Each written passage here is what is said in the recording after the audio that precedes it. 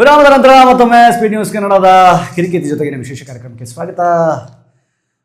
ಮಾತಾಡ್ತಾ ಇದ್ವಿ ಈಗೇನು ಪರಿಸ್ಥಿತಿ ಅಂತ. ಬಿಡಿ ಆ ಯುದ್ಧ ಪದ್ದ ಅದೆಲ್ಲ ಕಡೆ ಸೈಡಿಗೆ ಇಟ್ಕೊಳ್ಳೋಣ. ಈಗ ಮುಗಿಸೋದು ಈಗ ವಿಶ್ವದ ಶಾಂತಿಗೆ ಏನು ಅಂತ. ಆಲ್ರೆಡಿ ಟ್ರಂಪ್ ಮಾತಾಡ್ತಾ ಇದ್ದಾರೆ, ನಾನು ಇರಾನ್ ಜೊತೆಗೆ ಮಾತಾಡ್ತೀನಿ, ಅವರು ಬೇಡ್ಕೋತಾ ಇದ್ದಾರೆ ಸಾಕು ಅಂತ, ಸೊ ಹಾಗಾಗಿ ನಿಲ್ಲಿಸ್ತೀನಿ ಅಂತ. ಮತ್ತೊಂದು ಕಡೆ ಇರಾನ್ ಸಹಿತ ತನ್ನ ಈಗೋ ಬಿಟ್ಕೊಡ್ತಾ ಇಲ್ಲ, ಅಮೆರಿಕಾನೇ ಕೇಳ್ತಾ ಇದೆ, ಹಾಗಾಗಿ ಸೀಸ್ ಫೈರ್ ರೆಡಿ ಇದ್ದೀವಿ, ನಿಲ್ಸೋದಾದ್ರೆ ನಿಲ್ಸೋಣ ಅಂತ. ಯಾಕೆ ನೋಡಿ, ಆಲ್ರೆಡಿ ಗ್ಯಾಸ್ ಸಿಲಿಂಡರ್ಗಳ ಕೊರತೆ ಸ್ಟಾರ್ಟ್ ಆಗಿದೆ. ಪೆಟ್ರೋಲ್ ರೇಟ್ 20 ರಿಂದ 25 ರೂಪಾಯಿಗಳವರೆಗೆ ಜಾಸ್ತಿ ಆಗಬಹುದು ಅಂತ ಕೇಳಿ ಬರ್ತಾ ಇದೆ. ಒಂದೇ ಒಂದು ಸರ್ತಿ ತೈಲ ಬೆಲೆ ಏರಿಕೆ ಆದರೆ ನಿಮ್ಗೆ ಪ್ರತಿಯೊಂದರ ಮೇಲೂ, ನೀವು ತಿನ್ನುವ ತರಕಾರಿ, ಅಕ್ಕಿ, ಬೇಳೆಯಿಂದ ಹಿಡಿದು ಕಂಪ್ಯೂಟರ್, ಸರಕು ಸಾಗಣೆ ಏನೇನಿದೆ ಎಲ್ಲದಕ್ಕೂ ಅದು ಇಂಪ್ಯಾಕ್ಟ್ ಆಗುತ್ತೆ. ಆ ಕಾರಣಕ್ಕೋಸ್ಕರ ಈಗ ಪ್ರೆಷರ್ ಅಮೆರಿಕಾದ ಮೇಲೆ ಬೀಳುತ್ತೆ. ಎಲ್ಲ ರಾಷ್ಟ್ರಗಳು ಪ್ರೆಷರ್ ಹಾಕಕ್ಕೆ ಶುರು ಮಾಡ್ತವೆ. ನಿಮ್ಮ ಮೊಂಡುತನ, ನಿಮ್ಮ ಈಗೋ, ನಿಮ್ಮ ದೊಡ್ಡತನ ಮತ್ತು ದಡ್ಡತನದಿಂದಾಗಿ ನಾವುಗಳು ಅನುಭವಿಸ್ತಾ ಇದ್ದೀವಿ. ಯಾಕೆ ನಮಗೆ ತೊಂದರೆ ಕೊಡ್ತಾ ಇದ್ದೀರಿ? ಏನಕ್ಕೆ? ಹರ್ಮೂಜ್ ಏನಿದೆ, ಆ ಒಂದು ಜಲಸಂಧಿ ಏನಿದೆ, ಆ ಮೂಲಕವಾಗಿ ವಿಶ್ವದ ಹಲವು ರಾಷ್ಟ್ರಗಳಿಗೆ ಕಚ್ಚಾ ತೈಲ ಸರಬರಾಜಾಗುತ್ತೆ. ಇವತ್ತು ಸಹಿತ ಭಾರತಕ್ಕೆ ಸೇರಿದ ಸಾವಿರಾರು ಬ್ಯಾರಲ್ಗಳು, ಲಕ್ಷಾಂತರ ಬ್ಯಾರಲ್ಗಳು ಅಲ್ಲಿ ಇನ್ನೂ ನಿಂತಿದೆ ಕಾಯ್ಕೊಂಡು. ನೂರಾರು ನಾವಿಕರಲ್ಲಿ ಕಾಯ್ತಾ ನಿಂತಿದ್ದಾರೆ. ಹರ್ಮೂಜ್ ಓಪನ್ ಆದರೆ ನಾವು ಭಾರತಕ್ಕೆ ಹೋಗಬಹುದು. ಭಾರತಕ್ಕೆ ಮಾತ್ರ ಅಲ್ಲ, ನಾನು ಆಗಲೇ ಹೇಳಿದಾಗ ವಿಶ್ವದ ಬೇರೆ ಬೇರೆ ಭಾಗಕ್ಕೆ. ಸೊ ಯಾವಾಗ ತೈಲ ಕೊರತೆ ಸ್ಟಾರ್ಟ್ ಆಗುತ್ತೋ ಆಗ ದೇಶದಲ್ಲಿ ಬೇರೆ ಥರ ಅರಾಜಕತೆ ಸ್ಟಾರ್ಟ್ ಆಗುತ್ತೆ. ಆ ಅರಾಜಕತೆಗೆ ಯಾವ ಮುನ್ಸೂಚನೆ ಸಿಗುತ್ತೋ ಆವಾಗ ದೇಶಗಳು ಅಲರ್ಟ್ ಆಗ್ತವೆ. ಪಾಕಿಸ್ತಾನ ಆಲ್ರೆಡಿ ಲಾಕ್ಡೌನ್ ಘೋಷಣೆ ಮಾಡಬೇಕು, ವರ್ಕ್ ಫ್ರಮ್ ಹೋಮ್ ಮಾಡಬೇಕು ಅಂತ ಹೇಳಿ ಶುರು ಮಾಡ್ತಾ ಇದೆ. ಆಲ್ರೆಡಿ ಶುರು ಮಾಡ್ತಾ ಇದೆ ಅಲ್ಲ, ಪ್ಲ್ಯಾನ್ ಮಾಡಿ ಅನೌನ್ಸ್ ಮಾಡಿಯೂ ಆಗಿದೆ.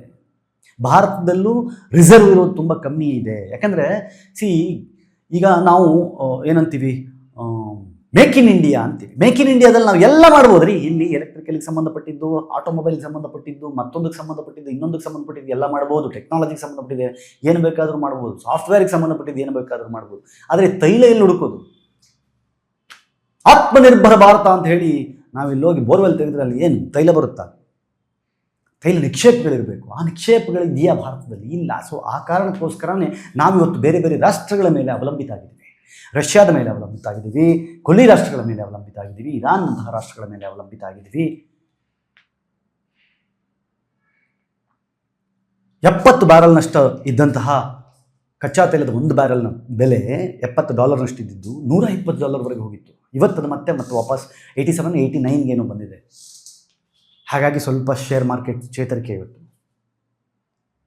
ಈ ಮಧ್ಯದಲ್ಲಿ ಭಾರತ 100% ಅಮೆರಿಕಾದ ಮೇಲೆ ಪ್ರೆಷರ್ ಹಾಕಿರುತ್ತೆ, ಇಸ್ರೇಲ್ ಮೇಲೆ ಪ್ರೆಷರ್ ಹಾಕಿರುತ್ತೆ. At the same time Vladimir Putin ಅವರು ಸಹಿತ ಟ್ರಂಪ್ ಅವ್ರ ಜೊತೆಲಿ ಮಾತಾಡಿದ್ದಾರೆ. ಅವರು ಪ್ರೆಷರ್ ಹಾಕಿರ್ತಾರೆ, ಸಾಕು ಸಾಕು, ಅರ್ಥ ಆಗಿದೆ ಅವ್ರಿಗೆ ಏನು ಅಂತ ಗೊತ್ತಾಗಿದೆ, ನಿಲ್ಲಿಸಿದ್ದೀನಿ ಇಲ್ಲಿಗೆ ಅಂತ. ಸೊ ಹಾಗಾಗಿ ಟ್ರಂಪ್ ಸಹಿತ ಇದನ್ನು ಇಲ್ಲಿಗೆ ಕೊನೆ ಮಾಡುವ, ನಿಲ್ಲಿಸುವ, ಸೀಸ್ ಫೈರ್ ಘೋಷಣೆ ಮಾಡುವ, ಅಂದರೆ ಯುದ್ಧ ನಿಲ್ಲಿಸ್ತಾ ಇದ್ದೀವಿ, ಅಂದರೆ ಯುದ್ಧ ವಿರಾಮ ಮಾಡ್ತಾ ಇದ್ದೀವಿ ಅನ್ನುವ ಅರ್ಥದಲ್ಲಿ ಮಾತಾಡ್ತಾ ಇದ್ದಾರೆ. ಇದಕ್ಕೆ ಇನ್ನೊಂದು ಬೇರೆಯದ್ದೇ ಕಾರಣ ಇದೆ. ಇನ್ನೊಂದು ಕಾರಣ ಏನು ಅಂತಂದರೆ, ಹರ್ಮೂಜ್ ಏನು ಆ ಒಂದು ಜಲಸಂಧಿ ಇದೆಯಲ್ಲ, ಅದು ಬರೀ ಈ ಹಡಗುಗಳು ಬರಲಿಕ್ಕೆ ಅಥವಾ ಕಚ್ಚಾ ತೈಲ ಇದೆಲ್ಲ ಸಾಗಣೆ ಮಾಡಲಿಕ್ಕೆ ಅಷ್ಟಕ್ಕೆ ಮಾತ್ರ ಸೀಮಿತ ಅಲ್ಲ. ಅದು ಎಕ್ಸ್ಪೋರ್ಟ್ ಇಂಪೋರ್ಟ್ಗಳಿಗೆ ಮಾತ್ರ ಸೀಮಿತ ಅಲ್ಲ. ಅದೇ ಹರ್ಮೂಜ್ನ 150-200 ಅಡಿ ಕೆಳಗಡೆ ವಿಶ್ವದ ಬಹುಭಾಗಗಳಿಗೆ ಇಂಟರ್ನೆಟ್ ಒದಗಿಸುವಂತಹ ಕೇಬಲ್ ಅಡಗಿದೆ. ನಾವೆಲ್ಲ ಅನ್ಕೋತಿದ್ದೀವಿ ಸ್ಯಾಟಲೈಟ್ ಥ್ರೂ ಬರ್ತಾ ಇದೆ ಇಂಟರ್ನೆಟ್ಟು ಅಂತ. ಅದೊಂದು 3-4% ಅಷ್ಟೇ. 95-96% ಆಫ್ ಇಂಟರ್ನೆಟ್ ಬರ್ತಾ ಇರೋದು ನಮಗೆ OFC, ಆಪ್ಟಿಕಲ್ ಫೈಬರ್ ಕೇಬಲ್ ಅಂತ ಏನು ಹೇಳ್ತೀವಿ, ಅದರ ಮೂಲ ಕೇಬಲ್ಗಳು ಸಮುದ್ರದ ಆಳದಲ್ಲಿ ಇರೋದ್ರಿಂದಾನೇ ನಮಗೆ ಸಿಗ್ತಾ ಇರೋದು. ಬ್ಲ್ಯಾಕ್ಔಟ್ ಆಗಿಬಿಡುತ್ತೆ ಇಡೀ ದೇಶ ಅಪ್ಪಿತಪ್ಪಿ ಅದೆಲ್ಲಾದರೂ ಕೆಲಸ ಕೊಟ್ಟರೆ, ಅಥವಾ ಇರಾನ್ ಅದಕ್ಕೆ ಕೈ ಹಾಕಿದರೆ. ಕೊಲ್ಲಿ ರಾಷ್ಟ್ರಗಳಿಗಿರ್ಬೋದು, ಮಧ್ಯಪ್ರಾಚ್ಯ ರಾಷ್ಟ್ರಗಳಿಗಿರ್ಬೋದು, ಭಾರತಕ್ಕಿರ್ಬೋದು, ಬಹಳಷ್ಟು ಬೇರೆ ಬೇರೆ ರಾಷ್ಟ್ರಗಳಿಗೆ ಇಂಟರ್ನೆಟ್ ಒದಗಿಸುವಂತಹ ವಿಚಾರದಲ್ಲಿ ಆ ಕೇಬಲ್ಗಳ ಪಾತ್ರ ಬಹಳ ದೊಡ್ಡದಿದೆ. ಅದಕ್ಕೆಲ್ಲಾದರೂ ಇರಾನ್ ಕಣ್ಣು ಹಾಕಿದ್ರೆ ಉಂಟಲ್ಲ, ಫಿನಿಶ್. ಬ್ಲ್ಯಾಕ್ಔಟ್ ಅಂತೀವಲ್ಲ, ಇವತ್ತು ಇಂಟರ್ನೆಟ್ ಇಲ್ಲದೆ ಏನಾಗಬಹುದು? 10 ನಿಮಿಷ ವಾಟ್ಸಪ್ ಹೋದ್ರೆ ಏನಾಗುತ್ತೆ, 10 ನಿಮಿಷ ಇನ್ಸ್ಟಾಗ್ರಾಮ್ ಹೋದ್ರೆ ಏನಾಗುತ್ತೆ, ಫೇಸ್ಬುಕ್ ಹೋದ್ರೆ ಏನಾಗುತ್ತೆ, ಗೂಗಲ್ ನಿಂತು ಹೋದ್ರೆ ಏನಾಗುತ್ತೆ ಅಂತ ಯೋಚನೆ ಮಾಡುವ ನಾವು ಅದೆಲ್ಲದರ ಆಚೆಗೆ ಸಾಫ್ಟ್ವೇರ್ ಎಕ್ಸ್ಪೋರ್ಟ್ ಮಾಡುವಂತಹ ಕೆಲಸಗಳು ನಿಂತು ಹೋದರೆ ಹೇಗೆ? ಇವತ್ತು ವಿಶ್ವವನ್ನೇ ತನ್ನ ಅಂಗೈಯೊಳಗೆ ಇಟ್ಕೊಂಡಿರುವಂತಹ ಇನ್ಫಾರ್ಮೇಷನ್ ಟೆಕ್ನಾಲಜಿ ಅನ್ನೋಂಥದ್ದು ಅದು ನಿಂತು ಹೋಗ್ಬಿಟ್ರೆ ಹೇಗೆ? ಇದೆಲ್ಲದರ ಆತಂಕವನ್ನು ಈ ರಾಷ್ಟ್ರಗಳು ಅಮೆರಿಕದ ಮೇಲೆ ಪ್ರೆಷರ್ ಹಾಕಿರ್ತವೆ. ಹಾಗಾಗಿ ಈಗ ಆಲ್ರೆಡಿ ಮಾತುಕತೆಗಳು ನಡೀತಾ ಇದೆ. ಸಾಕು, ಇದನ್ನು ನಿಲ್ಲಿಸೋಣ. ಏನಾಯ್ತು ಇಲ್ಲಿಯ ತನಕದ್ದಾಯಿತು, ಆದರೆ ನೀವು ಅದೇನು ಅಣುಬಾಂಬ್ ಮಾರಂಗಿಲ್ಲ, ಅದಿಲ್ಲ ಇದಿಲ್ಲ, ಆ ವಾದವನ್ನು ಅವ್ರು ಮುಂದುವರಿಸ್ಬೋದು. ಇಲ್ಲಿಯ ತನಕ ಆದಂತಹ ತಪ್ಪು ಸರಿಗಳ ವಿಚಾರ ವಿಮರ್ಶೆ ಪರಾಮರ್ಶೆಗಳಾಗಬಹುದು, ಏನೇ ಆಗಬಹುದು. ಬಟ್ ಸುಲಭ ಇಲ್ಲ. ಇವತ್ತು ವಿಶ್ವದ ಯಾವುದೇ ರಾಷ್ಟ್ರವನ್ನು ಎದುರಾಕೊಂಡು ಅಷ್ಟು ಸುಲಭ ಇಲ್ರಿ. ನಾವು ವೆನಿಜುವೆಲಾ ಇವಾಗ ಕೇಳ್ತಾ ಇದೀವಲ್ಲ, ಎಷ್ಟಾಗಿ ವೆನಿಜುವೆಲಾ ಹತ್ರ 300 ಬಿಲಿಯನ್ ಬ್ಯಾರಲ್ಗಳಷ್ಟು ಸ್ಟಾಕ್ ಇತ್ತಂತ ನಿಮ್ಗೆ ಗೊತ್ತಿತ್ತಾ? ಯಾರೆಷ್ಟು ಮಾಡಿದ್ವಿ ಹೇಳಿ? ಅದು ಆ ದೇಶ ಏನು ಗೊತ್ತಾ, ಅದು ಸುಭಿಕ್ಷವಾಗ್ಬೋದಿತ್ತು ದೇಶ, ಕೊಲ್ಲಿ ರಾಷ್ಟ್ರಗಳ ಹಾಗೇನೆ. ಬಟ್ ಅದು ಬೇರೆ ಏನಕ್ಕೂ ತಲೆ ಕೆಡಿಸ್ಕೊಳ್ಳಿಲ್ಲ. ತಾನು ಬರೀ ಅಲ್ಲಿ ಪ್ಯೂರಿಫೈ ಮಾಡೋದು, ತೈಲ ತೆಗೆಯೋದು, ಸ್ಟಾಕ್ ಇಟ್ಕೊಳ್ಳೋದು, ಕಳಿಸೋದು, ಇಷ್ಟಕ್ಕೆ ಸೀಮಿತ ಮಾಡ್ಕೊಂಡ್ಬಿಡ್ತಾ ದೇಶ. ಅದರಲ್ಲೂ ಅಲ್ಲಿ ತುಂಬ ಹಾರ್ಡ್ ಫಾರ್ಮ್ ಆಫ್ ಕಚ್ಚಾ ತೈಲ ಸಿಗೋದಲ್ಲಿ, ಕ್ರೂಡ್ ಆಯಿಲ್. ನಾರ್ಮಲ್ ಕೊಲ್ಲಿ ರಾಷ್ಟ್ರಗಳಲ್ಲಿ ಆಗೋದಕ್ಕಿಂತ ಏನು ಪ್ರೊಸೆಸ್ ಏನಿದೆ ಅದಕ್ಕಿಂತ ಸ್ವಲ್ಪ ಕಷ್ಟ ಅಲ್ಲಿ. ಆದರೂ ಸಹಿತ ಅದಕ್ಕೆ ಮಾತ್ರ ಕಾನ್ಸಂಟ್ರೇಟ್ ಮಾಡಿ ಅಷ್ಟೆಲ್ಲ ಮಾಡಿ ಇವತ್ತು ಅದರ ಅಧ್ಯಕ್ಷನ ಕರ್ಕೊಂಡು ಕಿಡ್ನಾಪ್ ಮಾಡ್ಕೊಂಡು ಇಟ್ಕೊಂಡವ್ರೆ. ಇವತ್ತು ಹೆಚ್ಚು ಕಮ್ಮಿ ಆ ವೆನಿಜುವೆಲಾದಲ್ಲಿ ಇರುವಂತಹ ಅಷ್ಟು ಬ್ಯಾರಲ್ಗಳ ಕಂಟ್ರೋಲನ್ನು ಅಮೆರಿಕ ತನ್ನ ಕೈಲಿ ಇಟ್ಕೊಂಡಿದೆ ಅಂತ ಹೇಳಿದ್ರೆ ತಪ್ಪಾಗಲಾರ್ದು. ಸೊ ಅದೇ ಕಂಟ್ರೋಲನ್ನು ಇವಾಗ ಇರಾನ್ ಮೇಲೆ ಮಾಡ್ಲಿಕ್ಕೆ ಹೋದಾಗ ಇರಾನ್ ರಾಷ್ಟ್ರ ಒಂದೇ ಅಲ್ಲ, ಅದನ್ನು ಅವಲಂಬಿತ ಆಗಿರುವಂತಹ ಇನ್ನು ಬೇರೆ ಬೇರೆ ರಾಷ್ಟ್ರಗಳು ಇರಾನ್ ಜೊತೆಗೆ ನಿಂತ್ಕೊಂಡ್ಬಿಡ್ತವೆ. ಆಮೇಲೆ ಪ್ರತಿ ಸಲವೂ ಅಮೆರಿಕ ಯಾವುದಾದ್ರೂ ಒಂದು ರಾಷ್ಟ್ರದ ಮೇಲೆ ಹೀಗೆ ಪಟ್ಟಂತ ಹೋಗ್ಬಿಟ್ಟು ನಿಯಂತ್ರಣ ತಗೊಂಡು ಅದನ್ನು ಕಂಟ್ರೋಲ್ ತಗೊಂಡು ತಾನೇ ಎಲ್ಲ ಅಂತ ಹೋದಾಗ ಏನೇನಾಗಿದೆ ಅನ್ನೋದನ್ನು ಈ ಹಿಂದೆ ನೋಡಿದ್ದೀವಿ.